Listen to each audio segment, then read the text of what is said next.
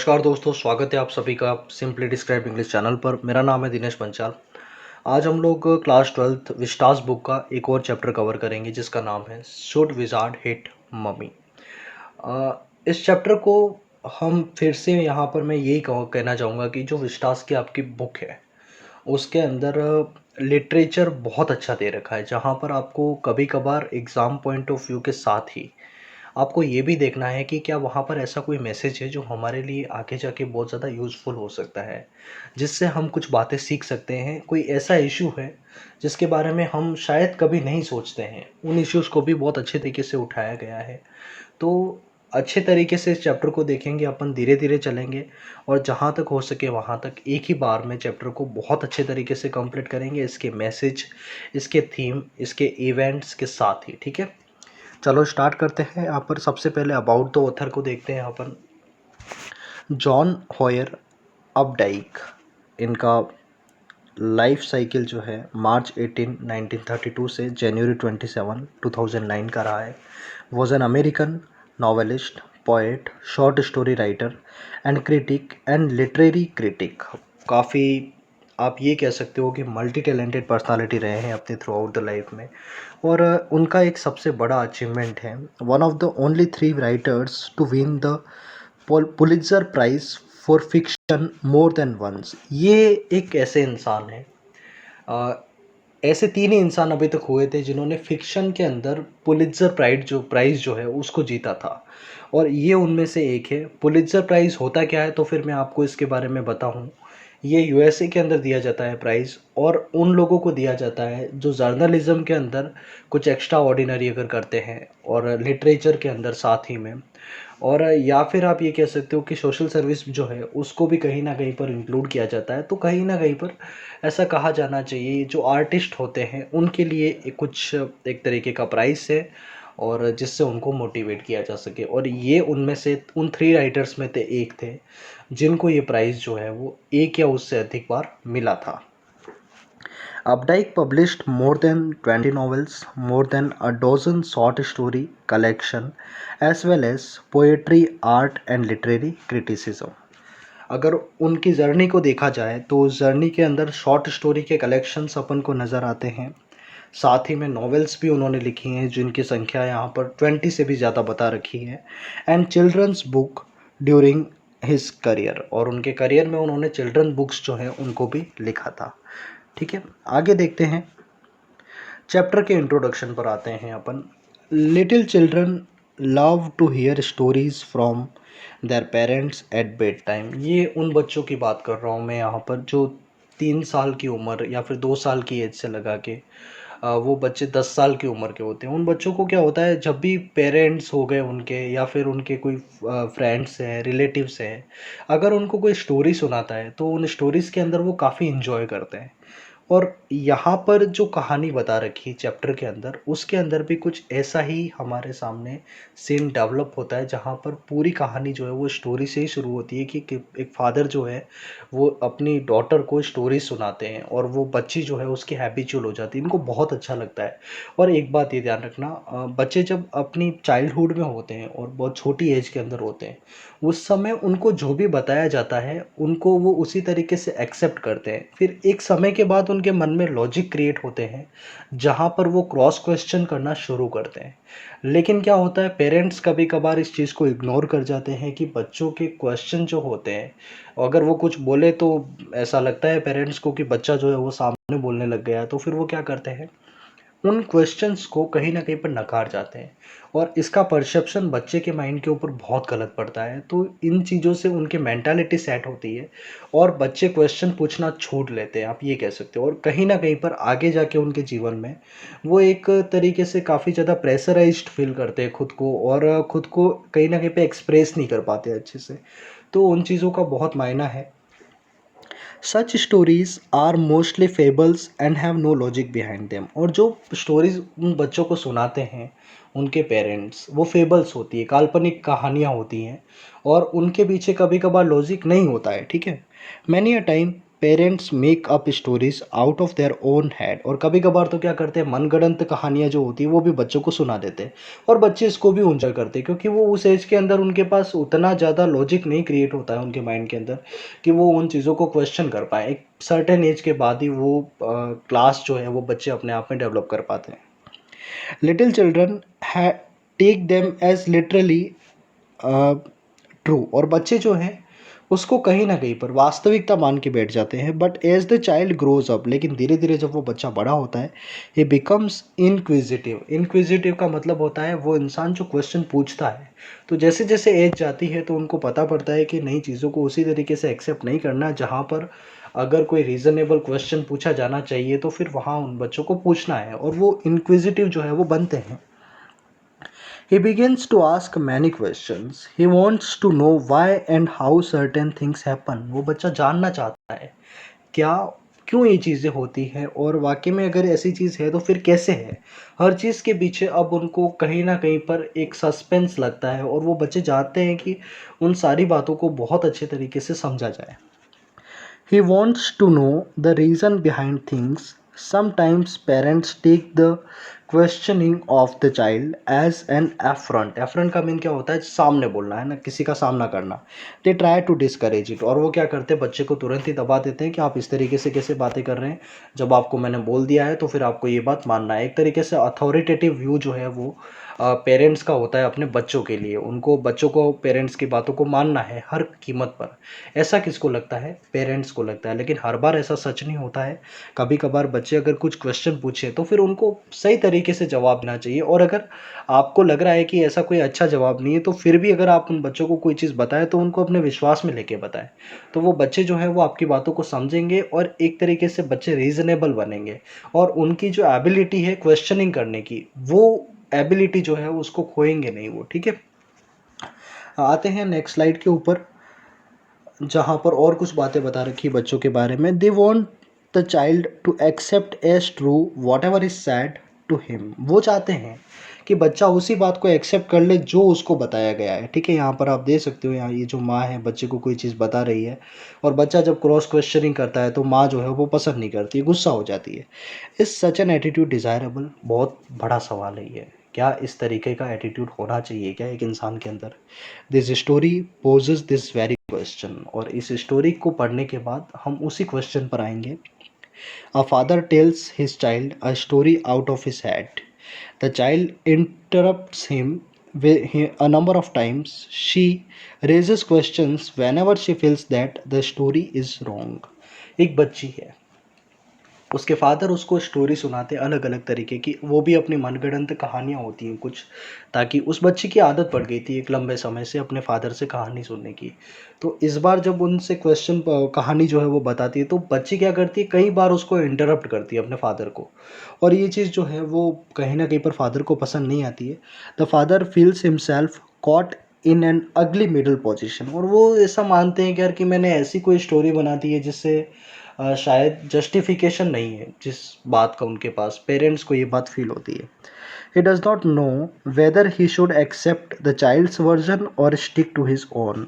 ये सवाल उनके मन में क्रिएट होता है, क्या मुझे बच्चा जो बात बोलना चाहिए बोल रहा है यहाँ पे, उस बात को मैं स्वीकार करूँ, या फिर मैं जो बता रहा हूँ वही बात जो है वो बच्चे को माननी है, ऐसा मैं मान के चलूँ। इन दोनों व्यूज़ के बीच में कन्फ्लिक्ट होता है फादर के हेड में वहाँ पर। Thus, the story raises a moral issue and leaves it to the reader, है ना, और ये रीडर पर ही छोड़ देता है कि आप इसको जैसे माने उसको उसके अकॉर्डिंग आप अपने खुद के एनालिसिस करें कि क्या वहाँ पर फादर जो करते हैं वो सही है, या फिर बच्ची का सोचना जो है वो सही है। तो ये दोनों बातें अपने सामने नज़र आती है। ठीक है, नेक्स्ट स्लाइड पे आते हैं अपन, और सबसे पहले चैप्टर्स के कैरेक्टर की बात करें तो एक लड़की है हमारे पास, Jo an, a 4 year old girl, long lovingly called as Jo. उसको जो के नाम से जाना जाता है, उसका निक नेम है, ये लड़की है आपके सामने। ठीक है, नेक्स्ट है हमारे पास Jack, father of Jo N. Father हैं जो एन के, जिनका नाम है जैक। थर्ड हमारे पास कैरेक्टर है Claire, wife of Jack. Mother of Jo Ann. अच्छा, ये इनके ऑलरेडी दो बच्चे होते हैं, जैक और क्लेयर के, and the mother of Jo Ann was carrying the third child also, है ना। वो कहीं ना कहीं पे प्रेग्नेंट थी, यहाँ पर इस चैप्टर के अंदर ये बता रखा है। ये यहाँ पर जो एन और उसके फादर को बताया मैंने जैसे तैसे इमेजेस को लेके। इसके बाद एक स्कंक होता है। स्कंक एक टाइप का क्रिएचर है, ये दिख रहा होगा आपको, ऐसा होता है स्कंक, ठीक है। Next mother skunk. स्कंक की मदर है, बिल्कुल ऐसी होगी, वहाँ पर उसको आपको इमेज बताने की कोई ज़रूरत नहीं है। नेक्स्ट है आउल, आप जानते हो, अ vice creature that solves the problem, ठीक है। And the last one is wizard, a magician. ये हमारे पास सारे के सारे कैरेक्टर जो हैं वो चैप्टर के अंदर हैं, ठीक है। आते हैं चैप्टर के ऊपर। Jack was the father of the little kids Jo and Bobby. जो है वो लड़की है और बॉबी जो है उनका एक लड़का है।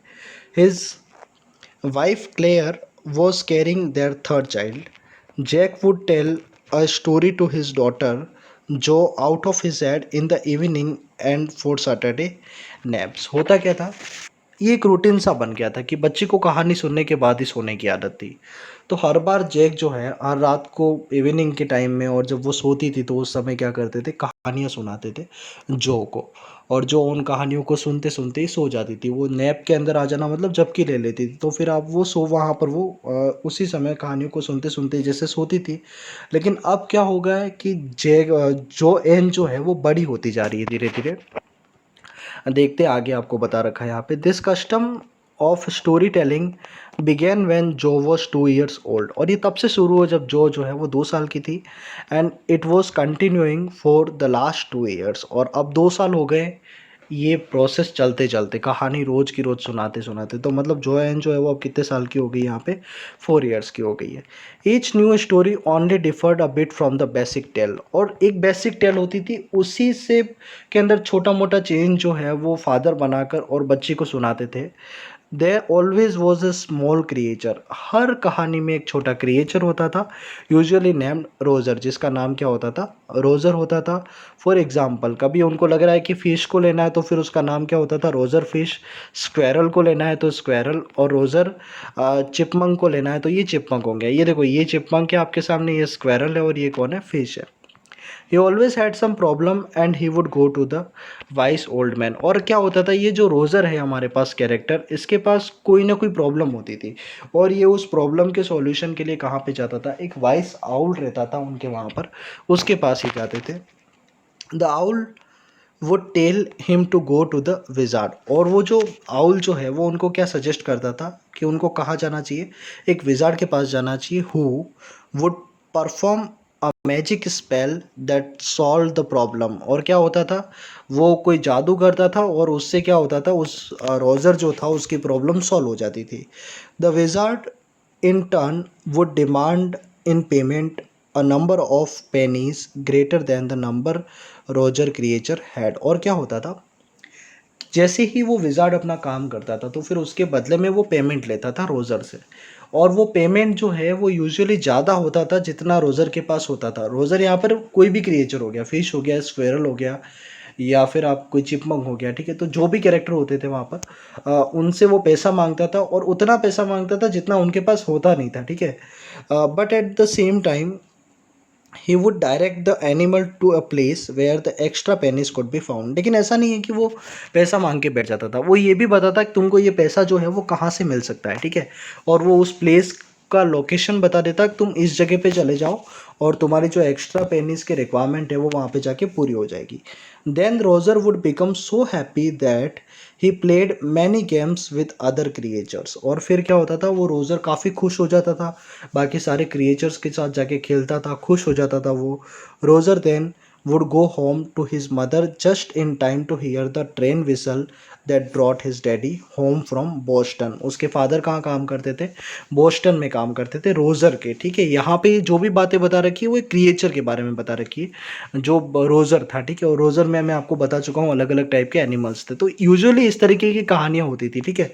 Jack then would describe their supper and the story was over. और फिर जो उनका सपर होता था, जो रात से पहले का खाना होता है, तो इसके बाद क्या होता था, वो स्टोरी जो है वहीं पर ख़त्म हो जाती थी।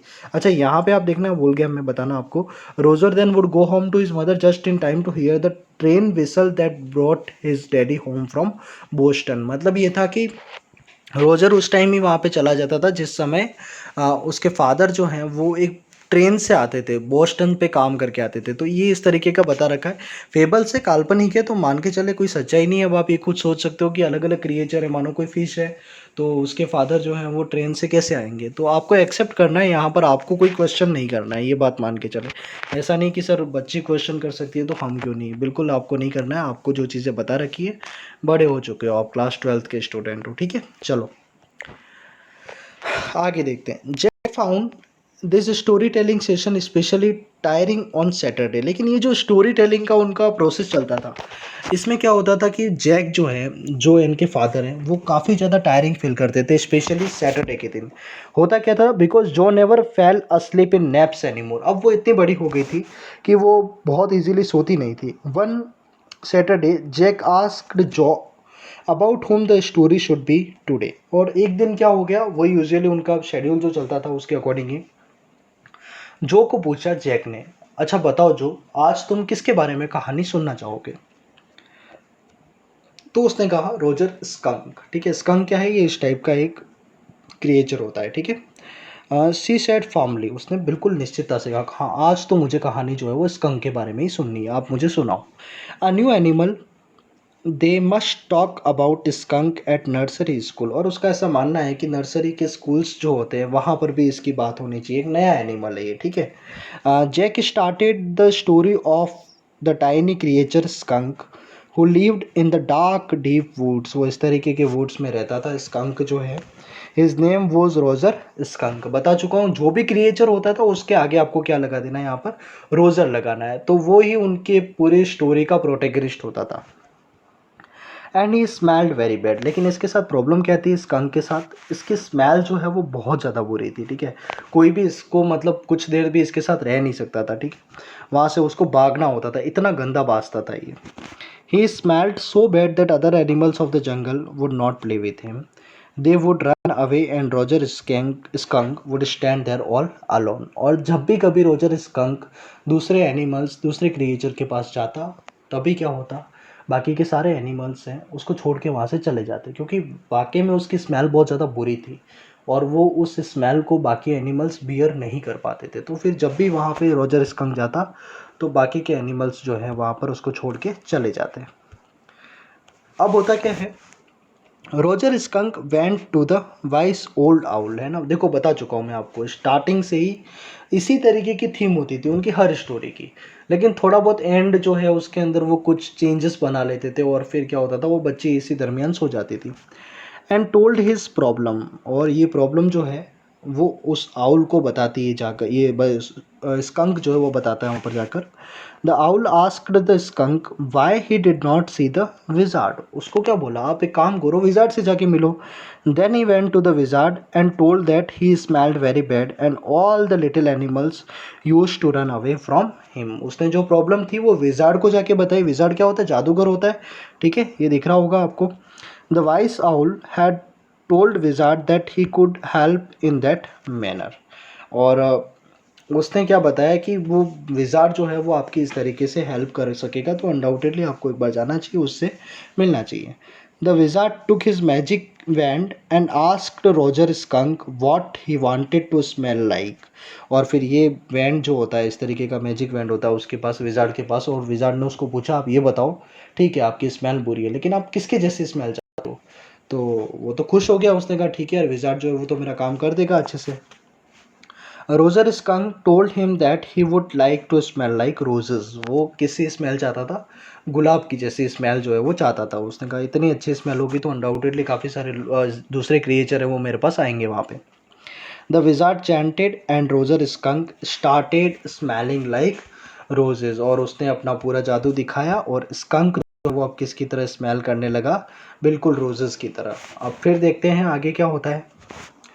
The wizard asked Roger skunk to pay 7 pennies. अब देखो फिर से वही बात हुई, उसने कितना पैसा मांगा? 7 पेनीज जो है वो मांगी वो। Roger skunk said that he had 4 pennies only, और रोजर स्कंक के साथ वही प्रॉब्लम फिर से जो यूजुअली हर स्टोरी में होती थी कि इस बार उसके पास कितनी पेनीज थी? ओनली 4 पेनीज थी। ही बिगैन टू क्राई, रोने लगा वो। The wizard directed Roger to go to the nearby magic well, और उसको बोला रोने की कोई ज़रूरत नहीं है, आप जाओ इस मैजिक वेल की तरफ, and he would find 3 pennies there, और जो आपकी 3 पेनीज कम है वो आपको वहाँ पे मिल जाएंगी। Roger skunk took out their penniless from the well and gave them to the wizard, और वहाँ पे गया और 3 पेनीज जो है वो उसको वहाँ से मिल गई, और पेनीज जो मिली वो लाके किसको दे देता है? विजार्ड को लाके दे देता है। Now all the other animals gathered around him because he smelled so good. अब क्या हुआ, जैसे ही उसकी स्मेल जो है वो रोजेस की हो जाती है, तो अब बाकी के सारे एनिमल्स जो हैं वो वुड्स के उसके पास आते, उसके साथ खेलते। रोजर स्कंक की लाइफ पूरे तरीके से चेंज हो जाती है, क्योंकि अपनी खुशबू जो थी उसकी पहले जो काफ़ी ज़्यादा अनबियरेबल थी दूसरे क्रिएचर्स के लिए, उसको अब उसने चेंज करवा दिया विज़र्ड के पास जाके, ठीक है। तो उसकी ज़िंदगी काफ़ी हसीन हो गई, ऐसा कहा जा सकता है। They played various games and laughed. It began to get dark, so they all ran home to their mummies. Jo thought that the story was all over. तभी क्या होता है, अब वहाँ से वो खेलने के बाद वो कहाँ पर चले जाते हैं? अपने घर पे चले जाते हैं। और जो को लगा ठीक है, मतलब जिस तरीके से पहले स्टोरीज एंड होती थी यहाँ पे घर पे जाने के बाद वो सफ़र वगैरह हो जाता था उनका और स्टोरीज एंड हो जाती थी, तो शायद ये भी एंड हो जाएगी। लेकिन ऐसा नहीं था, क्योंकि हर बार एंडिंग हैप्पी होती थी, अच्छी एंडिंग होती थी, ठीक है। और इस बार क्या है कि कुछ हद तक अलग हो रहा है, और वो अलग क्या है, क्योंकि फादर ने वहाँ पर उस स्टोरी को ख़त्म नहीं करा है, फादर आगे और कंटिन्यू करते हैं इसको। When Roger Skunk went home, his mummy said that the smell was awful. कुछ अलग हुआ। जैसे ही वो स्कंक अपनी माँ के पास गया, और स्कंक की माँ ने बोला कि ये जो स्मेल है, जो नई स्मेल तुम लेकर आए हो, ये बहुत ज़्यादा awful है, बहुत ज़्यादा ख़राब है ये। She asked who made him smell like that. पूछा ऐसा कौन इंसान है और ऐसा कौन प्राणी है जिसने तुमको इतनी गंदी स्मेल जो है वो तुम्हारे अंदर डाल दी। Roger skunk said that the wizard did so. She said that they were going right back to that wizard. He said that all the other animals would run away with his bad smell, but his mummy said she did not care. उसकी mummy ने क्या बोला? वो बिल्कुल care नहीं करती है। उसने बोला, बच्चे ने, जो स्कंक था, लिटिल स्कंक था, उसने अपनी माँ को बताया कि अगर आप मुझे फिर से उसके पास ले जाते हो और मेरी स्मेल जो है वो पहले जैसी आप अगर बनवा देते हो, तो फिर वापस वो जो एनिमल्स है जो मेरे साथ आज इतना अच्छे से खेले हैं वो सभी मेरे से दूर भागेंगे। तो आप ऐसा क्यों कर रहे हो मेरे साथ? He should smell the way a little skunk should have smelled. उस माँ कहती है कि देखो बेटा, इसमें ऐसा है, तुमको उसी तरीके की स्मेल जो है वो तुम्हारे से आनी चाहिए जिस तरीके से बाकी सारे लिटिल स्कंक हैं वहाँ से स्मेल आती है। कुछ अलग होने की ज़रूरत नहीं है तुमको। So she took Roger with her and went to the wizard. और वो कहाँ पे गए? रोजर और दोनों वहाँ पे चले गए विजार्ड के पास। When the wizard open door she hit him with umbrella. और जैसे ही उन्होंने वहाँ पे उस डोर को खोला, उसके हाथ में अम्ब्रेला था और उस अम्ब्रेला से उसको हिट करा। And explained how the wizard's magic infuriated her. और बताया कि उस विजार्ड के मैजिक ने उसको कितना गुस्सा दिलाया है, ठीक है। आगे देखना। The wizard spelled another magic and Roger smelled as foul as he did earlier. Wizard ने वापस एक बार फिर से अपना मैजिक जो है वो बताया, और रोज़र जो है उसकी जो पुरानी स्मेल थी जो काफ़ी गंदी थी, फिर से वही स्मेल उससे आने लगी। But she was displeased with this new ending and wanted her father to make the wizard hit Roger's mummy. अब कुछ अलग होता है, यहाँ पर स्टोरी फादर ख़त्म कर देते हैं, लेकिन बेटी जो है वो उस एंडिंग से खुश नहीं होती है। वो कहती कि नहीं, ऐसा नहीं है, ये जो मम्मी ने करा वो गलत है। अच्छा था ना अगर स्कंक जो था उसकी स्मेल अगर अच्छी आ गई, तो इसमें उसकी मम्मी को इस तरीके का एक्शन नहीं लेना चाहिए था। पर फादर जो है वो उसी तरीके की एंडिंग को करके खुश थे। तो बच्ची जो है उसके मन में सवाल बनता है। मैं बता चुका हूँ आपको, एक तरीके की इंक्विजिटिवनेस जो है वो बच्चों के अंदर आती है। बच्चे क्वेश्चन करना शुरू करते हैं एक पर्टिकुलर एज के बाद, तो उसके मन में ये सवाल आता है। But Jack was not ready to make any change as he thought Jo should accept him without questioning. और जैक उस समय चाहते थे ठीक है, क्योंकि वो भी अब काफ़ी थक गए थे, तो उसने सोचा कि अब जो को और यहाँ पे कोई फालतू क्वेश्चन नहीं करने चाहिए, जो भी मैंने बताया है इसको उसको उसी तरीके से एक्सेप्ट करना चाहिए। Jo protested but Jack said that it was daddy's story. Jo ने कहा है तो गलत है भाई, ऐसा नहीं होना चाहिए, बट उसने कहा नहीं ये आपके डैडी की स्टोरी है ना, तो वो जिस तरीके से चाहे उस तरीके से इसको ख़त्म करेंगे। He said then Roger skunk and her mommy went home, they had supper, and when Roger Skunk was in bed, Mummy Skunk came up and hugged him and said that she loved him very much. He told her that the story ends there. और फिर वो क्या होता है, अंतिम में skunk जो है वो जाता है उसके बेड में सो जाता है, और फिर उसकी माँ आती है उसको हक करती है और ये बताती है कि वो काफ़ी ज़्यादा प्यार करती थी उस लिटिल स्कंक से, और वो माँ जो है वो जैसा वो बच्चा है उसको उसी फॉर्म में एक्सेप्ट करती थी।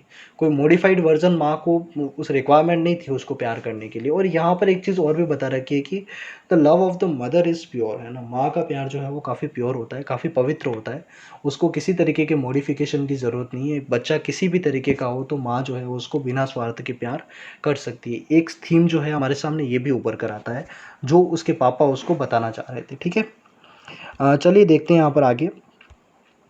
जो asked her daddy if the other animals ran away from the Roger skunk, Jack said no.